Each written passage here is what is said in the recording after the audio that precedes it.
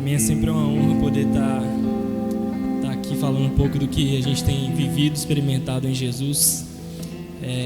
Ontem, quando o Denilson falou, que na hora que o pastor convidou, ele também não quis vir, eu falei assim, cara, então a gente está igual, filhos que estão precisando de Jesus ir lá e puxar a orelha. E essa semana foi exatamente isso que eu vivi. Deus tem proporcionado para a gente desafios muito grandes, tanto na vida ministerial como principalmente na vida profissional. E eu passei por algumas semanas de muita ansiedade, muitas crises, e quando o pastor convidou para estar aqui, eu entrei em uma outra crise interior, que eu ficava pensando assim, eu sei que quando o pastor chama é porque Jesus soprou meu nome, mas ao mesmo tempo eu ficava falando para mim mesmo assim, mas eu tô cheio de ansiedade, como que eu vou ministrar para a igreja? E na terça-feira à noite eu saí, para fazer uma caminhada, coloquei um louvor e saí igual um maluco na rua. Fui pro supermercado, falei com minha esposa assim que eu tava na 7 de setembro andando, louvando a Jesus com as mãos para cima assim, e até os noia que tava no meio do mato saiu para gritar, começou a conversar comigo, eu não sabia o que estava acontecendo, não entendi nada. Sei que eu falei para Jesus assim, Pai, por que eu tô tão ansioso? Eu não posso ministrar a palavra porque eu tô passando por umas crises de ansiedade muito grandes, não tô bem. E fiquei questionando Jesus por que ele soprou meu nome, falando assim, Jesus, eu não quero te desobedecer, mas eu também não quero estar lá no sábado, então me dá uma resposta, fala comigo. E ele falou comigo assim, você está ansioso porque você está parando de fazer o que eu te chamei para fazer. Então eu dei tanto foco para uma oportunidade que ele me deu na vida profissional, que eu estava tirando os olhos do que era mais importante, que era dedicar o meu tempo ao ministério, a Jesus. Não falo de púlpito, acho que nos últimos 12 meses é a primeira vez que eu estou aqui em cima ministrando, ou a segunda. Eu falo de vida mesmo, de poder abrir a porta da minha casa, chamar algumas pessoas que Jesus sopra o nome para nós. Falo de estar junto com os nazireus, falo de, às vezes, chegar num determinado dia, ter um evento na casa, um culto na casa e, por conta do trabalho, a gente ficar lá, sendo que, talvez, se a gente estivesse aqui, no outro dia, Jesus aumenta a nossa produtividade para a gente dar conta do que a gente ficou fazendo no dia anterior. E a gente já experimentou isso, eu e minha esposa já experimentamos isso, Jesus já falou isso para nós. Quando você dedica tempo ao Senhor, quando você busca cuidar das coisas de Jesus, Ele cuida das nossas, Ele aumenta a nossa produtividade. Eu sempre subo neste lugar com muito temor, porque eu acredito que a responsabilidade é muito grande, principalmente porque quando a gente chega aqui em cima e olha para a igreja, a gente vê que esse é um lugar de um encontro de gerações, e aqui é a geração de Jacó, de Israel, ministrando às vezes para a geração de Isaac, às vezes a gente vê alguns ainda da geração de Abraão, e o que Deus tem falado comigo nesse tempo, que Jesus me deu para falar com vocês, é exatamente sobre a história de Abraão.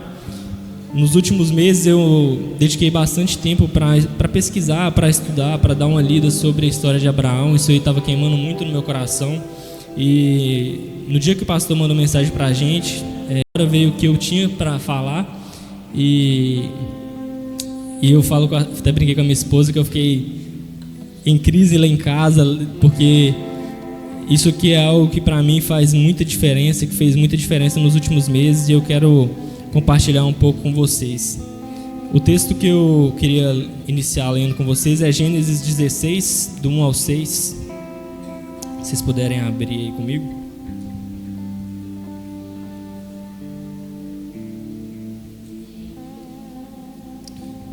O texto vai falar o seguinte: Sarai, mulher de Abraão, não lhe dera nenhum filho.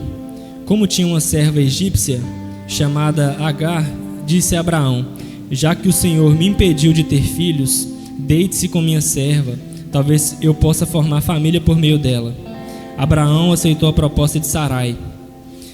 Então Sarai, a mulher de Abraão, tomou Agar, a sua serva egípcia, e deu a Abraão, o seu marido, como mulher.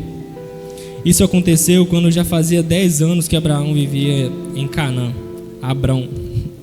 Ele deitou-se com Agar e esta engravidou. Quando se viu grávida, começou a olhar com desprezo para sua senhora. Então Sarai disse a Abrão: a culpa do meu sofrimento é sua. Coloquei a minha serva nos teus braços e agora que se vê grávida, ela me olha com desprezo. Que o Senhor julgue entre mim e você. Abrão respondeu a Sarai: veja, a sua serva está nas tuas mãos. Faça com ela o que for bom aos seus olhos. Sarai oprimiu tanto Agar que esta fugiu da sua senhora. Até aqui. Pai, que nessa noite o Senhor possa falar aos nossos corações. Pai, que da minha boca não saia nada que não venha do Senhor. Que eu possa compartilhar, Jesus, com sabedoria o que o Senhor tem feito na minha vida, na vida da minha esposa e no nosso ministério.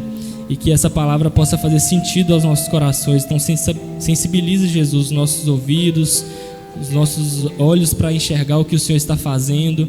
Que a Tua palavra faça sentido, nos dê uma direção nesse ano que se inicia. Nós te pedimos isso, Jesus. Nós clamamos pela Tua presença. É só dela que nós precisamos nesta noite. Amém. Quando eu comecei a estudar a história de Abraão, né, eu acredito que eu poderia ter ido muito mais a fundo, e o pouco que eu consegui aprender já me impactou muito, porque às vezes a gente conhece a história, a gente escuta ministrações, a gente lê e algumas coisas não chamam a nossa atenção. E quando eu fui ler a história de Abraão, né, eu vi que Deus fez a mesma promessa para ele 5 vezes. Isso me chamou muita atenção. Eu fui lendo a história e eu ia anotando no caderno que eu estava fazendo os meus devocionais. Tem promessa aqui, esse capítulo tem promessa, esse capítulo tem promessa. E eu falei assim, cara, mas 5 vezes, por quê? Tentando entender. E aí eu percebi algo que fez um certo sentido para mim. Deus fez a mesma promessa sobre a descendência de Abraão 5 vezes, mas 3 vezes foi antes de Ismael, antes do filho de Agar. A palavra que Deus tinha liberado para Abraão era sobre Isaac, sobre um milagre mesmo. Quando Deus aparece para Abraão e faz a promessa para ele a primeira vez, Abraão já tinha 75 anos, então ele já tinha uma idade avançada. Quando Ismael nasceu, ele já tinha 86, e quando Isaac nasce, ele já tem 100. Então, o período que toda a história conta aqui, Abraão já é bem velho, né? Já tem muita idade. E Abraão havia falado, né, para Deus que a sua herança, né, se não me engano, na segunda ou na terceira vez que Deus reforça a promessa com ele, ele fala assim: eu não recebi um herdeiro, então a minha herança vai ficar para o meu servo. Na Bíblia King James aqui fala que o nome do servo é até Eliezer. Então ele vai herdar os meus bens. E Deus fala para ele assim: não, você não vai ficar com seu servo. Você vai ter um herdeiro que é do seu sangue. Então eu acredito que quando Sarai vira para Abrão e fala: se deita com a minha serva, tenha um filho com ela para que através dela eu possa ter uma família. Eu acredito que nesse momento ele pensa assim: poxa, então é assim que a promessa de Deus vai se cumprir na minha casa. Eu realmente vou poder ter um filho. E eu acredito que até aquele momento ele não tinha pensado em ter uma serva, em ter um filho através de outra pessoa. Então Sarai vem, faz essa proposta, ele aceita. E o que acontece a partir daí são uma série de crises, né? No próximo versículo aqui já fala que já começa a discussão na casa. Sarai falando para ele: culpa sua, que Deus julgue entre mim e você. E a história vai contando uma série de problemas que eles tiveram, né? E eu acredito que isso acontece muitas das vezes porque nós estamos com intenções boas, mas talvez nós estamos com o espírito errado. E como o pastor falou no início, é espírito com letra minúscula, é o nosso espírito. E eu acredito que isso acontece porque existe um lugar onde a gente precisa descansar o nosso coração, descansar a nossa alma.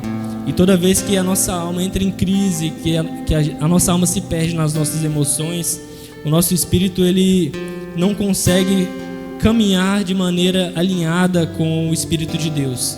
Então talvez nesse momento ali, com essa sugestão de Sarai, se as emoções estivessem menos impactadas, poxa, 86 anos, 85 anos, pedindo a Deus um filho, esperando que a promessa se cumprisse.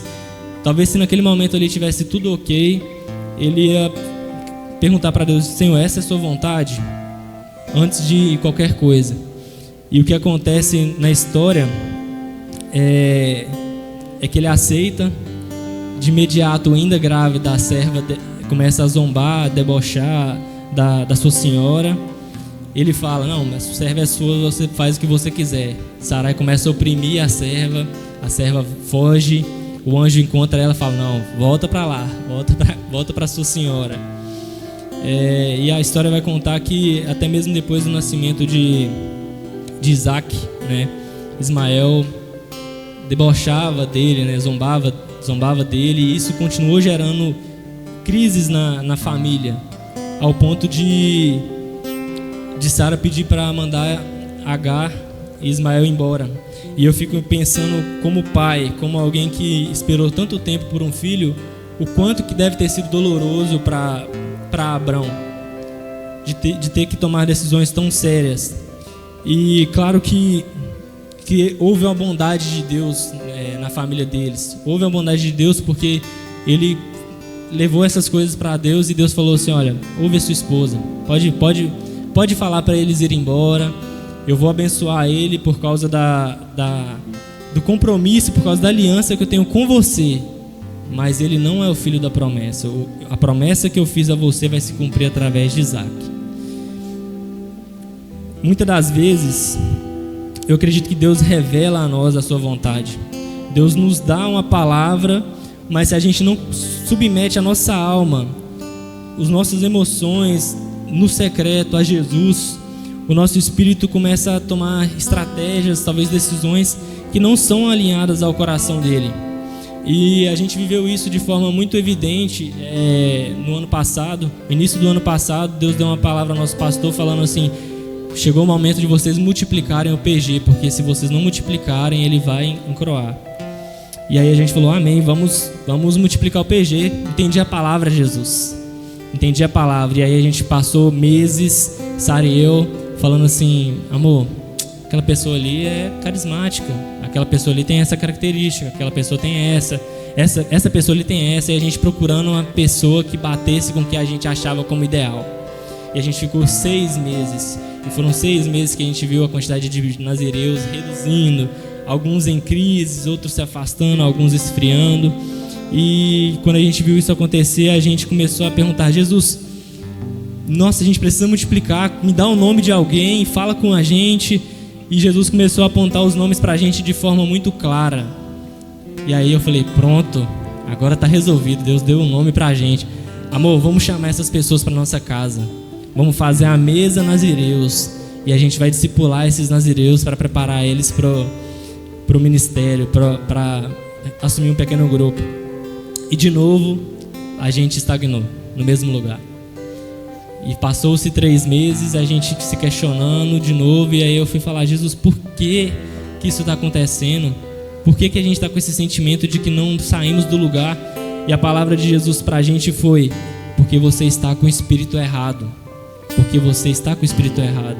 Não é na sua estratégia, não é no que você acha certo, não é no seu treinamento. Não te pedi isso. Falei para vocês multiplicarem. Te dei as pessoas, então multipliquem. E eu lembro que eu e a Sara conversando, e ela também orando por isso. Deus falou com ela assim: eu escolhi as pessoas, mas não é do seu jeito, eu quero autenticidade, eu vou fazer do meu jeito. Então só envia, só libera essas pessoas, só coloque eles lá, eu vou fazer do jeito que eu quero. E aí a gente entendeu, e essa palavra começou a tomar vida no meu coração. E foi onde Deus me deu essa palavra. E eu lembro que no dia que eu comecei a escrever, comecei a estudar, eu falei assim: pastor, Deus me deu uma palavra. E o pastor falou comigo assim: Deus te deu uma palavra bíblica?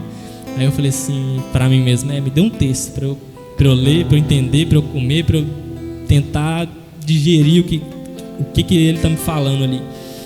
E o que eu quero dizer com tudo isso aqui? Sarai deu a sugestão: deixe-se com Agar e tenha um filho com ela, a gente vai ter uma família a partir dela. E eles tiveram resultado. Sara engravidou, o filho nasceu. E às vezes a gente, no nosso espírito errado, a gente se perde por quê? Porque a gente olha para os resultados e a gente acha que está no caminho certo. Às vezes a gente olha para o resultado e fala assim, não, o que eu estou fazendo é certo porque eu fiz com a convicção de que o ano que vem eu ia ter 50 nazireus e esse ano eu tenho 50 nazireus, então deu certo, eu dou certo. É isso. Mas o que eu queria dizer para vocês é que ter resultados não significa que vocês estão sendo aprovados por Deus. Ter resultados não significa que o que Ele está fazendo, o que Ele está permitindo acontecer, faz parte do que Ele sonhou quando Ele fez uma aliança com você e com o que Ele te chamou para fazer. Abraão teve o filho, mas isso gerou muitas crises. E o que me conforta quando eu leio essa história? Ver o zelo de Deus com a aliança que Ele fez com Abraão. Porque no capítulo 21 Ele fala com Abraão assim: a promessa vai ser cumprida por meio de Isaac. Então, desde o início, quem Deus estava pensando ali era Isaac. Mas Ele fala também assim: por causa da minha aliança com você, eu vou abençoar Ismael, a descendência dele será numerosa, eu vou cuidar, então libera ele, pode falar para ele ir com Agar. Ou seja, os resultados não provam nada. Um exemplo disso a gente tem a história de Moisés, quando Deus fala para ele assim: pegue o cajado de Arão, vai lá e fala com a rocha 2 vezes, fala com a rocha que vai jorrar água. E ele vai lá, acho que aquele sangue quente, fala: povo rebelde, será que eu vou ter que bater, vou ter que fazer jorrar água de novo para vocês crerem? E ele vai lá e bate 2 vezes na rocha e a água aparece, o povo bebe, os rebanhos bebem, ou seja, ele teve o resultado. Mas logo depois Deus vai e fala para ele assim: por causa de vocês não me obedecerem, nem você, Arão, nem Moisés vai entrar na terra. Então, resultados não significam aprovação. Nos últimos dias, desde a ministração de Ezequias, eu acredito que o que Jesus tem falado comigo tem feito mais sentido, porque a gente começa quarta-feira falando de aliança, lealdade, fidelidade, compromisso. A gente chega na quinta-feira e o pastor Renato ministra com muita autoridade sobre ser guiados pelo Espírito Santo. E aí chega ontem e o Denilson vem e dá uma aula pra gente sobre o tempo de Deus.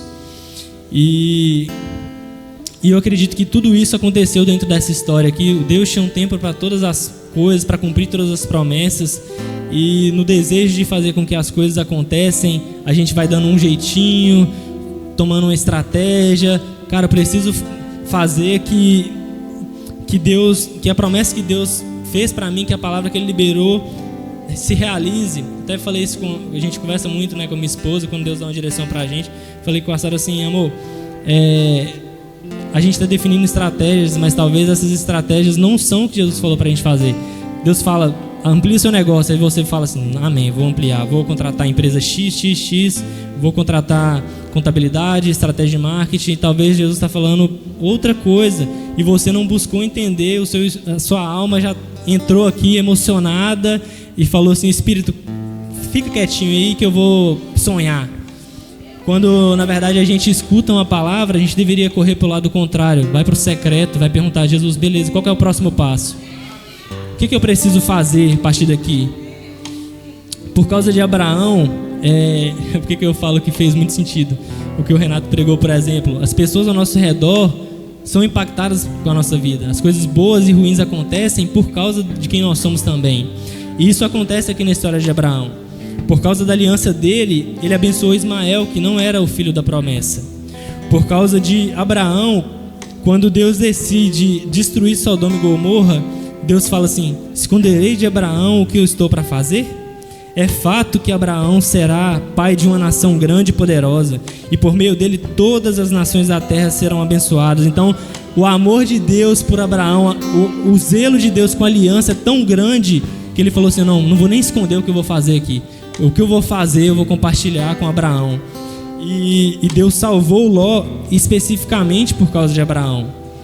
A Bíblia vai dizer assim, em Gênesis 19, 29: Quando Deus destruiu as cidades na planície, lembrou-se de Abraão e tirou Ló do meio da catástrofe que destruiu as cidades onde Ló vivia. E isso é tão claro quando você lê a história, porque a palavra vai dizer assim que Deus foi lá e tomou Ló pelos braços, porque ele estava hesitando em sair, tomou ele, a família, e jogou eles lá fora da cidade e falou assim: agora você vai, daqui para frente você vai, porque se você ficar você vai morrer. Então Ló, pensando em ficar ali, Deus foi lá: não, ele é sobrinho de Abraão, é sobrinho do meu amigo, é sobrinho do meu servo, do meu filho, eu vou cuidar dele. Então a nossa aliança com Deus, ela precisa ser tratada de forma responsável, com compromisso, com fidelidade, com lealdade, porque por causa da nossa aliança com Jesus, gerações, povos, cidades, a nossa família, os nossos amigos, eles são impactados, coisas boas acontecem. Eu fico me questionando às vezes, no meu secreto ou na minha casa, fazendo qualquer coisa, falando assim: Jesus, será que eu impactei a vida de alguém esse ano? Será que nessa semana eu consegui alcançar o coração de alguém? Às vezes até compartilho algumas coisas com o pastor Sandro, falo assim: pastor, pessoa tem 10 anos a mais do que eu, me chamou para conversar, para me pedir conselho de casamento, e eu tô 2 anos casado, só tenho 23 anos, mal comecei a viver, a pessoa tá me pedindo conselho. Pastor, a pessoa tá com crise em tal área e vem me pedir conselho. E às vezes a gente fica assim: meu Deus, eu não sei por que isso está acontecendo. E quando a gente vai para o secreto e pergunta, é porque Jesus nunca procurou pessoas capacitadas, Ele só procurou pessoas disponíveis, pessoas que estivessem prontas para viver o que Ele sonhou para nós. E eu acredito que nesse tempo a gente tem visto manifestação de gerações, pelo menos para mim isso impacta muito em quem eu sou, em quem eu quero ser em Jesus, porque eu olho para gerações e isso me enche de temor, mas também de desejo por honrar o que Jesus tem feito no nosso meio. Quantas vezes eu fiquei olhando, se não me engano, o seu Antônio, que senta aqui na frente, ele levantar ali na hora do louvor e vir devagarzinho aqui na frente, entregar a oferta de adoração dele. Quantas vezes eu olhei para aquele homem e falei assim: meu Deus do céu, que fé, que convicção. E aí eu vou conversar com ele não escuta direito, eu falo assim: meu Deus, é só o Espírito Santo mesmo para fazer isso aqui, porque você vê algo diferente ali dentro, como se tivesse um fogo queimando, é como se tudo fizesse sentido para ele em Jesus. E eu pude ver isso na minha bisavó. Minha bisavó morreu no ano passado, em dezembro, e quando eu estava escrevendo essa mensagem, eu coloquei ela como um exemplo da geração de Abraão, porque para mim a visão que eu tenho é que a geração de Abraão era uma geração íntima de Deus, uma geração aliançada com Deus, cheia de experiências, cheia de promessas, uma geração que experimentou muitas manifestações da presença de Deus e manifestações que eles honraram, que deram direção para a vida deles. Por que eu falo isso? Porque às vezes a gente tem manifestações da presença de Deus. Deus nos entrega uma palavra, uma profecia, uma direção, e isso não muda nada em nós, porque a nossa alma não está submetida a Cristo, e por conta disso a gente não consegue discernir e viver o que Ele está falando. E eu acredito que a geração de Abraão viveu isso. E por que eu coloquei como exemplo a minha bisavó? No dia que ela morreu, o que me quebrantou, que me fez chorar, foi lembrar dela na casa dela, ela falando assim: meu filho, eu queria muito ler a Bíblia, mas eu e sua avó éramos analfabetas, mas em oração e tentando, Jesus me ensinou a ler, e hoje eu consigo ler a Bíblia. E eu falava assim: uau, doideira! E por que eu acredito? Porque eu vi os frutos, cara, na vida, na simplicidade, na falta ali talvez de um conhecimento, zero conhecimento teológico, mas toda vez que sentava para conversar de experiências, a impressão que eu tinha era: meu Deus, essa mulher conhece muito de Jesus, conhece muito de Jesus. Quem foi que falou disso para ela? E eu acredito que ela conhece Jesus por quê? Porque ela experimentou dele, ela buscou ele, ela viveu manifestações, assim como Abraão viveu. No dia que minha avó morreu, minha avó, quem conhece ela, minha bisavó, é muito ativa. Ela, nessa semana que ela faleceu, ela estava cuidando da horta, plantando, fazendo as coisas dela. E no dia que ela morreu, ela acordou cansada, o coração fraco. E a filha dela, que mora com ela, desesperada, querendo levar ela para o hospital, ela falou assim: chama sua irmã e ora por mim, porque se Jesus quiser me levar hoje, eu estou pronta. Meu Deus do céu, Na hora que minha mãe falou isso, eu estava na minha casa, eu comecei a chorar, deitado no sofá igual uma criança, porque eu falei assim, meu Deus, quando chegar o meu dia eu quero ter essa convicção de que eu estou pronto, de que eu cumpri o que o Senhor me pediu para fazer, de que eu cumpri o propósito, eu quero estar pronto.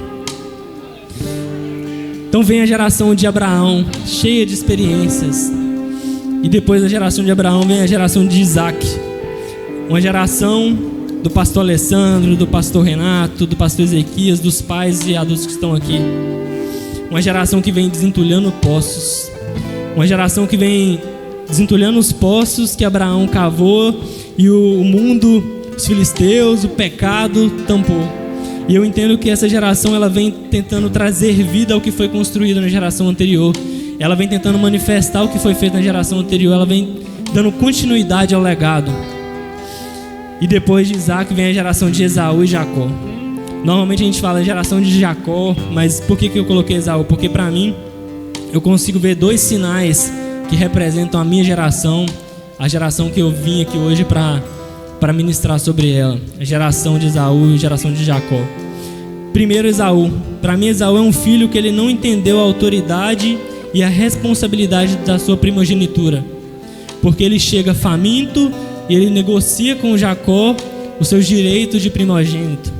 Então, por que para mim ele representa um pouco da minha geração? Porque a nossa geração é como Esaú no sentido de estar muito faminta, morrendo de fome, mas ela está disposta a abrir mão de tudo para comer qualquer coisa. Uma geração faminta, morrendo de fome, mas disposta a abrir mão de tudo, negociar tudo que Deus fez, que Deus entregou, que Deus já liberou para comer qualquer coisa. Uma geração que escuta de todo mundo, que tudo que vem faz sentido porque se alimenta nos lugares errados. Não tem secreto, não conhece a palavra, não conhece Jesus, e por conta de não ter essa experiência, de não experimentar de Cristo, tudo tá bom, tudo satisfaz. Um filho nosso, espiritual, mandou mensagem para mim e falou assim: olha, cara, eu estava assistindo um culto e eu vi o pastor falar que orou para os namoros dos nazireus acabarem. Eu falei assim: sim, os namoros que não estão debaixo da decisão de Jesus, da graça de Jesus, eu também oro. Namoro cheio de pecado, cheio de propósito, cara, eu também oro para que acabe mesmo, porque é melhor a gente desejar que vocês sofram um término do que vocês sofrerem a vida sem Jesus.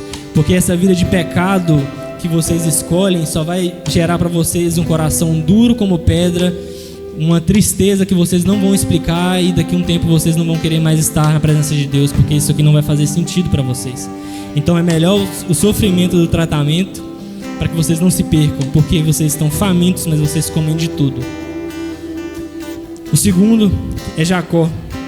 Jacó parece o entendimento que eu tenho de Jacó é que ele foi trapaceiro, ele usou estratégias para sobressair e ter benefícios, ao ponto de estar disposto a prejudicar o próprio irmão. E o que eu percebo isso na nossa geração? Isso revela uma geração que está carente, necessitada da paternidade de Deus, e que precisa de uma nova identidade, de uma transformação de entendimento, porque foi isso que aconteceu com Jacó. O trapaceiro que prejudicou o irmão para ter benefícios, encontra com Deus no deserto, e Deus fala: a partir de hoje você não é Jacó mais, você é Israel. A sua identidade agora eu estou transformando. O que eu chamei você para fazer não é isso, então eu vou mudar tudo aqui agora. O que eu queria dizer para vocês é que um posicionamento errado vai atrasar o cumprimento de palavras liberadas por Deus na vida de vocês. Um espírito errado vai atrasar. Quando a gente entendeu o tanto que a gente estava errado em relação à multiplicação do PG, a nossa oração era: Jesus, nos perdoa por não ter feito como o Senhor pediu, por não ter entendido como deveríamos. Nos perdoa, mas nos permita fazer parte, porque nós queremos fazer parte. E a gente fez uma festa de multiplicação do PG. O nosso culto, a gente pensou num culto assim, alegre, de comemoração, mas foi cheio da presença de Deus. Eu lembro que a gente chamou os meninos para orar por eles, E a gente, depois de orar por eles, chamamos os nazireus, falamos assim: gente, cara, a gente quer que vocês venham aqui, ponham as mãos, orem por eles, derramem uma palavra de profecia sobre a vida deles. Acreditem que nós como igreja temos autoridade para liberar esses meninos.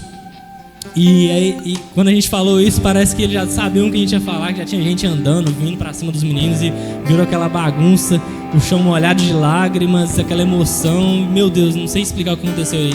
Eu sei que depois, quando a gente foi conversar com meu irmão indo para a roça, ele falou assim: cara, tava queimando aqui dentro, um desejo de ir lá e pôr a mão sobre eles.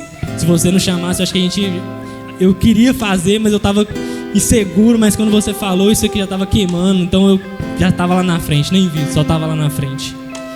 Então o posicionamento errado atrasou, mas o arrependimento nos trouxe de volta para esse lugar. E o que eu queria dizer para vocês hoje é que tem palavras que Deus já liberou para nós, Deus já liberou para essa casa, Deus já liberou para os nazireus, Deus já liberou para gerações que virão, e que talvez nós não estamos acessando por não estar com o Espírito certo, não estar com o Espírito alinhado ao Espírito Santo. E essas coisas já estão prontas na eternidade, então a gente só precisa de uma decisão, de um posicionamento correto, de nos colocar no lugar certo para poder experimentar essas coisas. Nós vamos mudar essa cidade quando a gente aprender o valor da aliança que foi ministrado aqui, o compromisso, a fidelidade, a lealdade com Deus e uns com os outros. A gente vai conseguir mudar essa cidade quando a gente aprender a ser guiados pelo Espírito. A gente vai mudar essa cidade quando a gente aprender a viver o tempo de Deus sobre as nossas vidas, lançar fora todas as ansiedades, colocar as nossas ansiedades no altar de adoração e falar: Jesus, eu estou ansioso, estou querendo viver isso, está perturbando a minha alma, mas eu acredito que tudo vai acontecer no teu tempo. Então quando a gente aprender a entregar essas coisas para Jesus, a gente vai conseguir tocar esse bairro, essa cidade. Nós vamos mudar esse lugar com a nossa vida, quando o nosso espírito estiver correto. Então o que é um espírito correto, família Ágape, nazireus? O espírito correto é quando a gente submete a nossa alma a Cristo, quando a gente submete as nossas emoções, os nossos desejos, as nossas paixões a Jesus, e escolhe viver uma vida de obediência exata. A partir desse momento de obediência exata, o nosso espírito se alinha ao de Jesus. Os nossos ouvidos, os nossos olhos espirituais se tornam sensíveis ao que Deus está falando na eternidade. E a gente consegue cumprir o que a gente foi chamado para cumprir. Nós não fomos chamados para fazer cultos uns para os outros, para ter um louvor bacana, para ter uma palavra que vai fazer vocês se emocionarem. Não, a gente foi chamado para transformar vidas. Então, se a palavra que é ministrada no altar não gera temor, não gera quebrantamento e não gera um desejo de você sair daqui amanhã e tocar a vida de alguém lá fora, cara, alinhe o seu espírito ao Espírito de Jesus. O desejo de Jesus não era só salvar você, era que você fosse um filho que salvasse outras pessoas, que levasse salvação, que levasse manifestação de quem Ele é. Eu acredito que nós ainda viveremos um tempo onde nós vamos impor as mãos e as pessoas serão curadas. Eu acredito muito que a gente vai ver nessa casa paralíticos andando, cegos enxergando. Eu acredito e eu peço muito, Jesus, para nos permitir viver isso. Eu lembro que quando eu fui para BH numa conferência, uma mulher procurou o Carlão e falou assim: você que é o líder de jovens? Aí ele falou assim: não, é aquele rapaz lá. Aí ela veio, me abraçou e falou comigo assim: as coisas que você está sonhando, você não vai poder viver. Deus me falou que o seu filho vai viver. E eu fiquei com aquilo ali confuso. Falei assim: cara, isso aqui não fez muito sentido, porque não está queimando aqui dentro. Então cheguei no hotel, entrei no banheiro e falei assim: Jesus, amém, eu quero que meu filho viva tudo e muito mais do que eu já experimentei no Senhor e sonho experimentar. Mas permita eu ver essa geração curando pessoas, orando pelas pessoas, as pessoas sendo libertas. Pai, me permita ver isso, porque eu acredito, isso aqui queima dentro do meu peito, de que isso é verdade, de que o Senhor já liberou isso sobre a nossa casa. Eu acredito muito que a gente vai ver os nazireus tocando nessa comunidade. Ano que vem a gente tem um PG com o Kelson, Jéssica, Sara, Emanuel, e o Miguel e Keren vai estar subindo para as casinhas com a gente. E quando a gente foi para lá, a gente encontrou o Léo, que é um filho que não está aqui hoje, mas ele falou comigo assim: Daniel, todas as pessoas aqui em cima precisam de oração. E ele estava saindo, eu falei assim: que bom que eu cheguei antes de você sair, que você vai com a gente. Vamos orar pelas pessoas. Ele chegou tímido assim, a gente falava: vai, Léo, bate na porta aí. Ele chegava com vergonha e tal. E quando aquilo ali foi acontecendo, que a gente foi orando pelas pessoas, que Deus foi dando revelação, palavra de conhecimento sobre a vida de algumas pessoas, e fomos vendo as pessoas se quebrantando, as pessoas desejosas pelo que a gente estava fazendo. Eu comecei a ver o Léo sair correndo igual um maluco na rua. A gente estava orando por uma casa que ele já estava batendo na outra, já estava quase chamando a rua toda para fora e falando assim: gente, vem cá que tem coisa de Deus aqui. E eu acredito que é isso que nós vamos viver, que nós precisamos viver. Então, por que eu quero falar tudo isso para vocês? Eu acredito que aqui é um encontro geracional. Então, o que eu quero pedir para vocês nessa noite é que vocês acreditem nisso, que vocês derramem tudo que vocês carregam nas gerações que estão vindo. Eu acredito que o que o nosso pastor e os pastores dessa casa estão derramando sobre mim e sobre a Sara, a gente vai poder derramar sobre os nazireus. Eu acredito que os nazireus vão derramar sobre as crianças, sobre o Kids. Eu acredito que esse é um caminho sem volta de multiplicação, de expansão. A nossa expansão, mais do que estrutural dessa casa, ela vai ser no reino de Deus, literalmente. Eu acredito muito que quando a gente expandir essa casa, ainda vai continuar faltando lugares, porque a gente vai continuar tocando essa cidade, tocando esse bairro. Eu acredito que o bairro que já foi chamado de mais perigoso de Valadares vai ser o bairro onde as pessoas da zona leste, da zona sul, da zona nobre vão vir e falar assim: meu Deus, eu quero experimentar o que aquele lugar está vivendo, eu quero experimentar o que Jesus está fazendo naquele lugar, eu não sei, algo está acontecendo ali, eu quero experimentar. Então é isso que eu acredito, Então eu queria pedir que os jovens viessem aqui à frente, queria que vocês se ajoelhassem aqui, todos os jovens, queria pedir que vocês ficassem de pé aí nos seus lugares. Se vocês tiverem coragem, pegue algum jovem aqui, põe a mão na cabeça, ore por eles. Vocês têm autoridade, Jesus fez muita coisa na vida de vocês que esses meninos ainda não experimentaram, e eu acredito que o que Jesus quer fazer nesse tempo é que eles experimentem muito mais, eles deem continuidade ao legado. Então essa geração faminta, que está apaixonada por tudo, pelo mundo, e que não experimenta de Jesus, eu acredito que através de vocês, através de quem vocês são, elas vão experimentar de Cristo. Falei isso para Dudu, falei isso para Luana lá no nosso encontro. Falei assim: Dudu, Luana, a vida de vocês confrontam a gente, porque a gente fala, alguém fala pra gente assim: faz isso, a gente vai lá querendo fazer, buscando a recompensa. E elas vão lá, fazem das tripas o coração para servir Jesus, para honrar Jesus. E eu falei isso com ela: a vida de vocês me confronta. Se a gente puder dar continuidade ao que essas mulheres, o que esses homens de Deus, os homens dessa casa estão fazendo, eu acredito de verdade que não vai demorar muito para a gente ver esse lugar cheio, faltando espaço e com pessoas desejosas de Jesus. Então levanta suas mãos para cá, libera uma palavra sobre os nazireus, sobre os jovens, sobre as crianças. Adotem um filho espiritual nos seus dias, orem por eles. Vocês têm autoridade demais, gente. Deus já deu muito para vocês, e vocês precisam derramar esse azeite sobre a vida desses jovens aqui. É isso que eu tenho, que está queimando aqui dentro, é ver esse encontro geracional. Uma geração de Abraão que já derramou sobre a geração de Isaac, e agora a geração de Isaac que vai derramar sobre a geração de Jacó, que está aqui nesse lugar.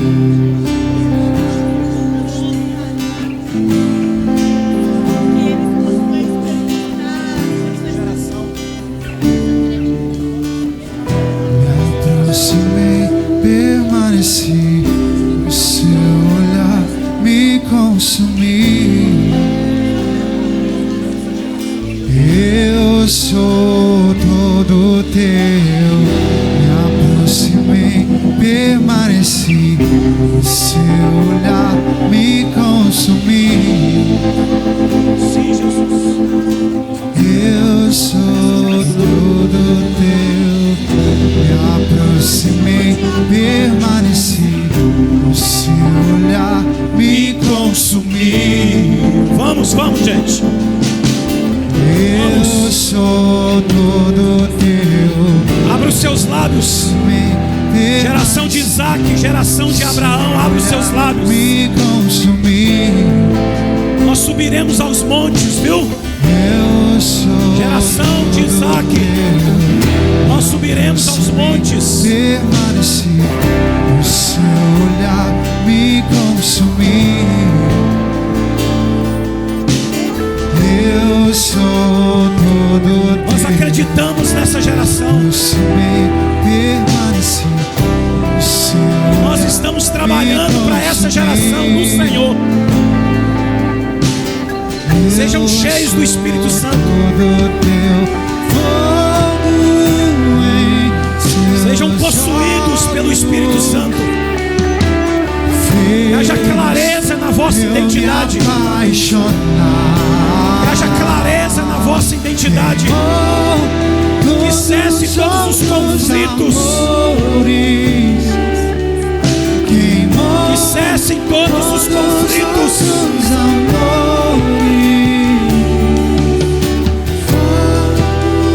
Em nome de Jesus.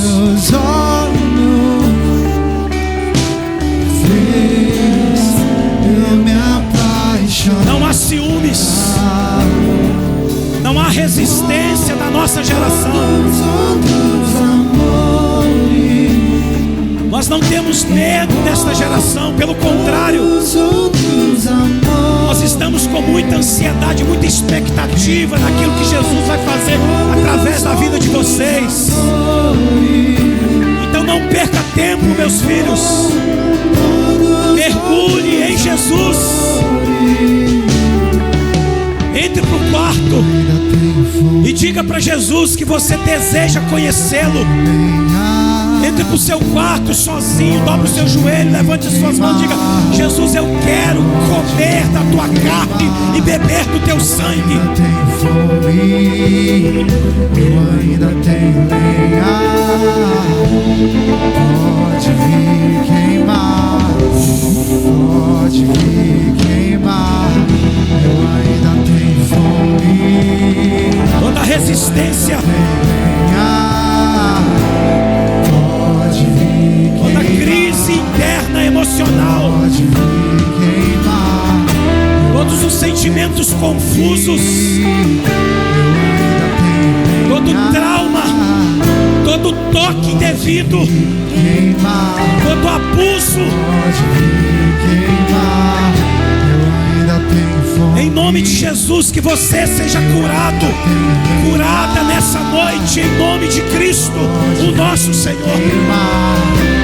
Pode vir queimar, eu ainda tenho fome, eu ainda tenho lenha. Pode vir queimar, eu ainda tenho fome, eu ainda tenho lenha. Pode vir queimar, pode vir queimar. Eu ainda tenho fome, eu ainda tenho lenha. É só você olhar a equipe de Jesus. Dá uma olhada na equipe de Jesus.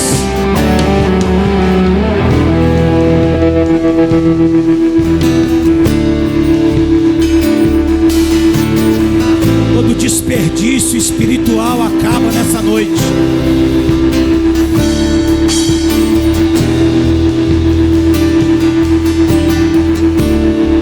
E desperte no coração de vocês um zelo em agradar o seu Deus.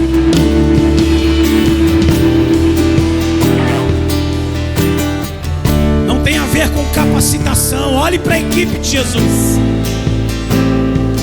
Homens indoutos, pescadores, homens rejeitados pela sociedade,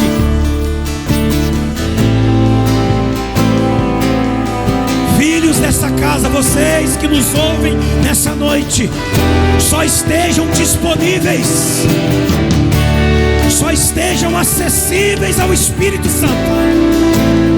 Toda resistência,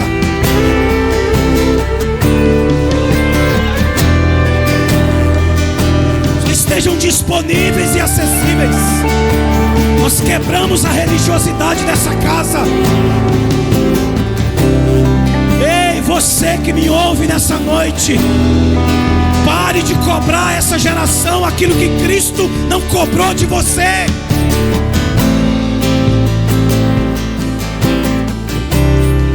Pare de cobrar dos adolescentes, dos jovens, dos seus filhos, aquilo que Jesus nunca cobrou de você.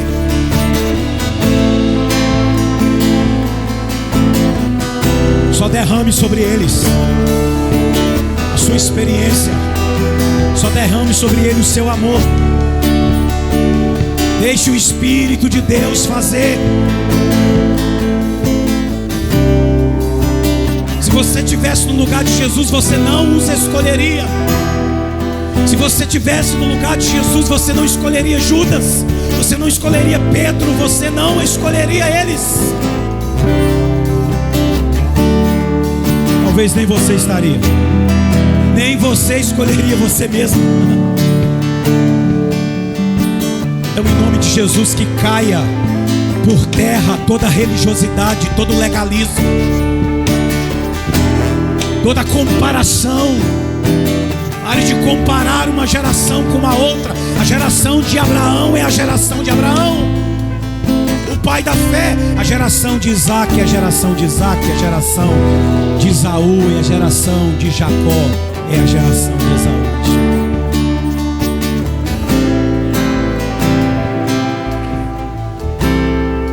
Que a aliança da primogenitura seja valorizada. Que a sua fome, essa fome desesperada que você tem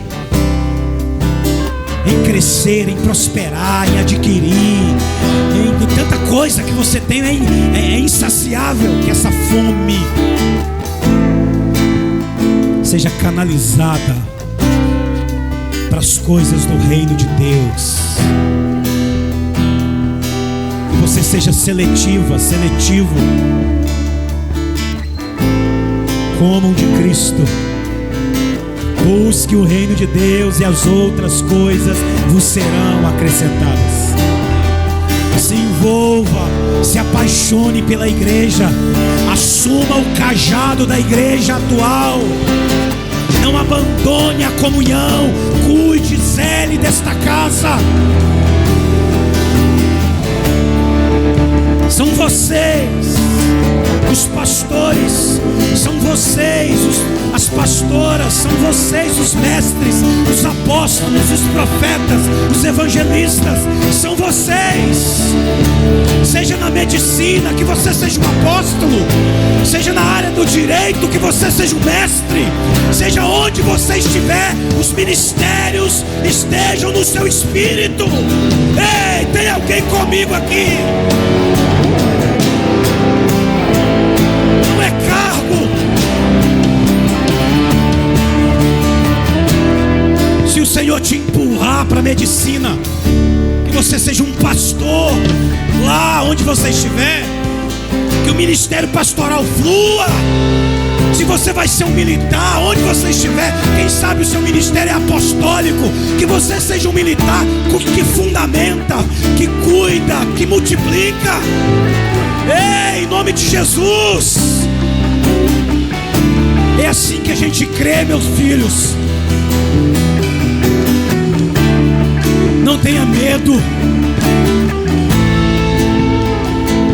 Olhe para nós.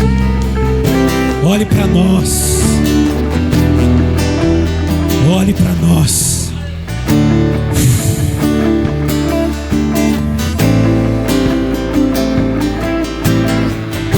Pai, nós transferimos essa unção. Nós acreditamos no que foi transferido, ministrado pela sua palavra.